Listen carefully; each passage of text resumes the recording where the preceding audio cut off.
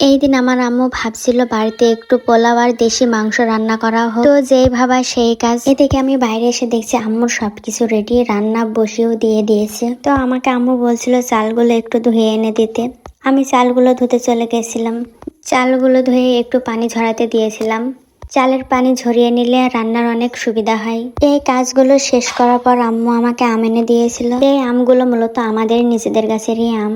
আমের নাম আমি সঠিক জানি না, কিন্তু এই আমগুলো খেতে অনেক মিষ্টি হয়। আর এই আমগুলো সবার লাস্টে পাকে, মানে সবার গাছের আম শেষ হয়ে যায় কিন্তু আমাদের গাছের আম তখন পাকতে শুরু করে। তো আম খাওয়া শেষ করে এদিকে আমার রান্না হয়ে গিয়েছিল, একটু গরম মশলা ছিটে দিয়ে নামিয়ে নিয়েছিলাম। তো অন্য একটা হাঁড়িতে আমি ঘি দিয়ে মশলাগুলো একটু ভেজে নিয়েছিলাম। এর মাঝখানে আমি এর ভিতরে কয়েকটা কাঁচামরিচ অ্যাড করেছিলাম। তারপর চালগুলো ঢেলে দিয়ে সুন্দর মতো ভেজে নিয়েছিলাম।